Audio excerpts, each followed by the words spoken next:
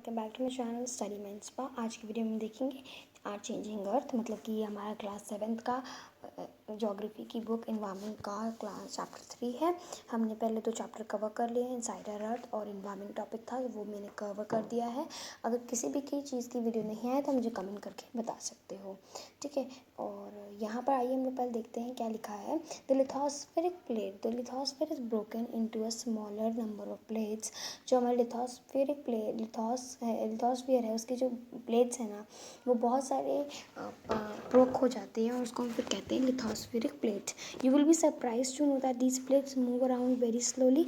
ये सारी जो प्लेट्स आप देखते हो ये बहुत ज़्यादा धीमे धीमे चलती हैं और कुछ ये तो मिलीमीटर्स एक एक साल में ईच ईयर में थोड़ी मिलीलीटर ही चलती हैं, ठीक है। और आपने इंटरेस्टिंग फैक्ट सुना होगा, जो कॉन्टिनेंट है वो थोड़ा थोड़ा करके ऐसे बढ़ता रहता है, ईयर में इस तरीके से बढ़ता रहता है, ठीक है। अब आइए यहाँ पर आते हैं। द मोल्टेन मैग्मा जो है ना अर्थ के इनसाइड वो क्या करता है, सर्कुलर मैनर में एज शोन द एक्टिविटी यहाँ पर दी गई है, उसमें बताया गया कि किस तरीके से ये होता है। अब यहाँ देखिए जो अर्थ है ना उसकी जो मूवमेंट है प्लेट्स की, क्या करता है, सरफेस जो होता है अर्थ को वो क्या करता है, थोड़ा सा कॉज करता है, मतलब चेंज कर देता है जब ये लिथोस्फेरिक प्लेट्स मूव कर रही होती हैं। अब ये 2 तरीके की लिथोस्फेरिक प्लेट्स होती हैं, एक होती है एंडोजेनिक और एक होती है एक्सोजेनिक, ठीक है। इसके बारे में समझ लेते हैं।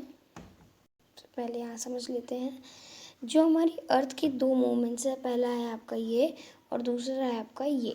तो देखिए सबसे पहले एंडोजेनिक फोर्सेस के बारे में अगर बात करें तो एंडो मतलब होता है, तो एंडो के बारे में बात करते हैं। तो एंडोजेनिक होता है, एंडो मतलब आपका हो गया इन, ठीक है। एंडो मतलब इन और जेनिक मतलब आपका ओरिजिन। तो जो इन मतलब कि अंदर जो ओरिजिन निकलेगा, जो क्या होगा, जो अर्थ की सरफेस है मान लो ये, उसके अंदर अगर कोई वो हो रहा है तो उसको हम कहेंगे एंडोजेनिक। पर अगर कोई बाहर दिख रहा है तो उसको हम कहेंगे हेक्सोजेनिक। क्या कहेंगे, हेक्सोजेनिक कहेंगे, ठीक है।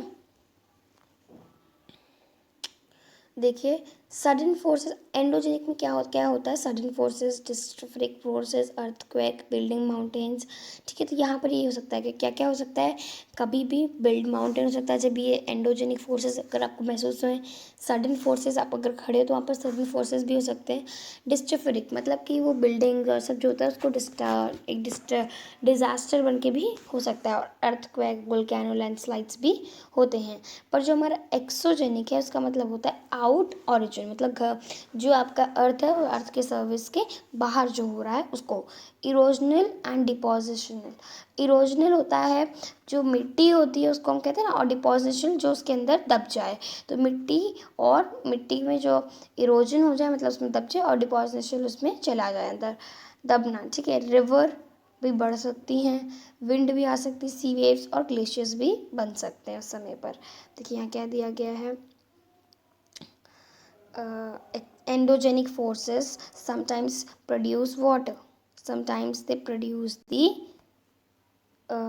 Sometimes produce sudden movements. Sometimes क्या होता है कि जो एंडोजेनिक है वो सडन मूवमेंट्स क्रिएट कर देता है, और सडन मूवमेंट्स कैसे, अर्थक्वेक, ठीक है, वॉल्केनोज, ये सब आपके सडन मूवमेंट्स है जो मास डिस्ट्रक्शन में भी होते हैं।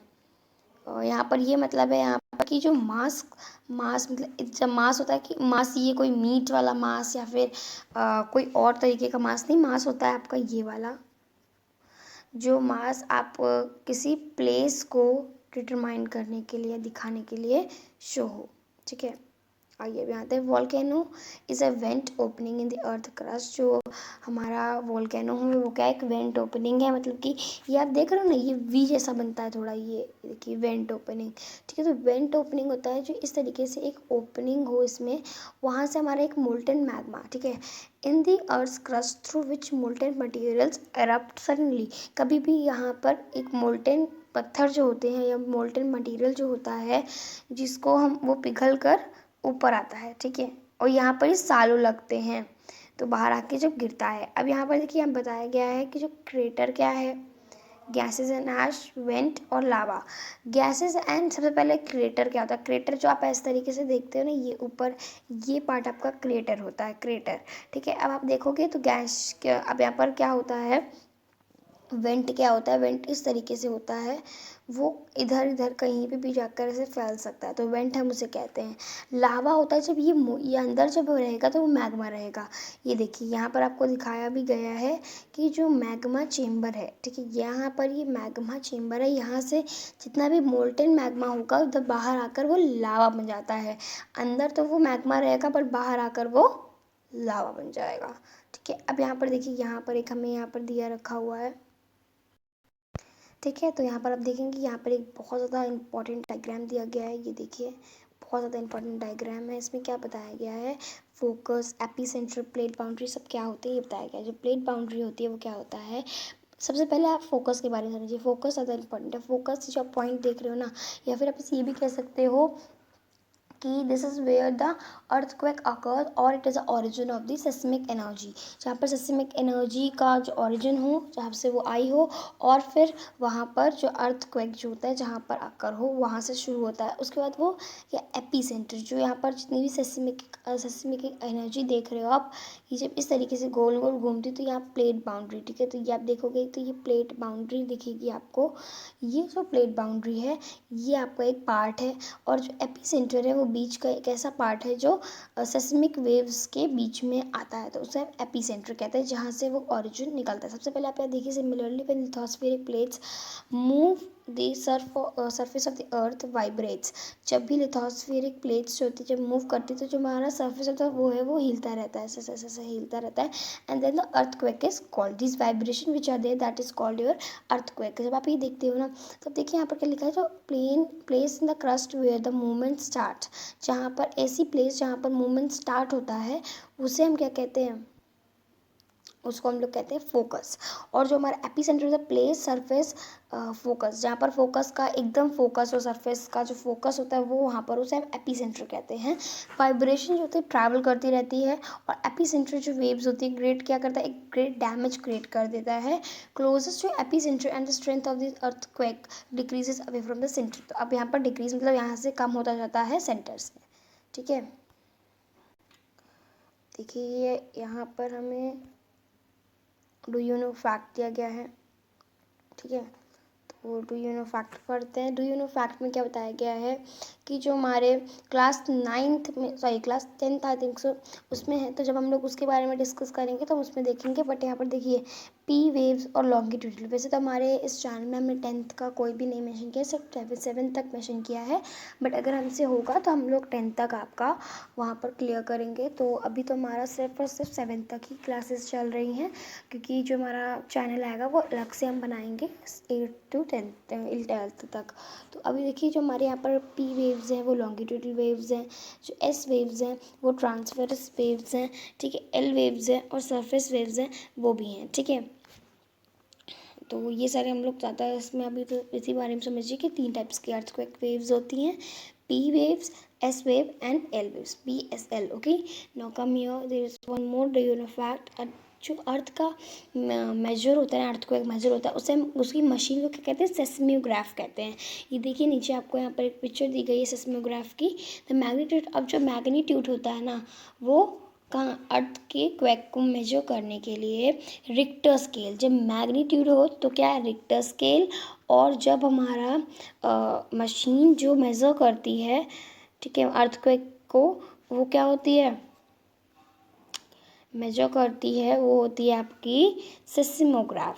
अब यहाँ पर अर्थक्वेक जो होता है 1 और 2 होता है, तो सिंपल सा सर जरा सा फील होगा। 5th होगा तो अर्थक्वेक ओवर डैमेज करने लगेगा, और फिर 6 होगा तो हायर मैग्नीट्यूड होगा जो स्ट्रॉन्ग रहेगा, और 7 फिर हो जाएगा तो फिर classified as a major earthquake. तो हमारा जो अर्थक्वेक हिट्स जो भुज में हुआ था वो था 6.0 वाला, तो 6.9 ऐसे था। तो इस तरीके से है, यहाँ पर आते हैं, although earthquake can be predicted the impact can certainly be minimise if we are prepared before hand.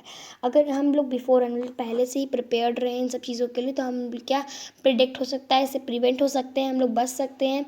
ठीक है, some common earthquake prediction methods adopt by people include study, okay it's like they written like studying animal behavior, fish in ponds getting agitated, snakes come to the surface। तो ये सब जो होते हैं इससे पता चलता है जो हमारे एनिमल्स हैं उनका जो बिहेवियर उसको स्टडी करने से हमें पता चल जाता है कि ये सब होता है। तो उनके क्योंकि जो हमारे पास तो सिर्फ ओके उनके पास 6 सेंसेस होते हैं। ठीक है, 6 सेंसेस होते हैं जो उन्हें हेल्प करता है इन सब चीज़ों को पता करने में।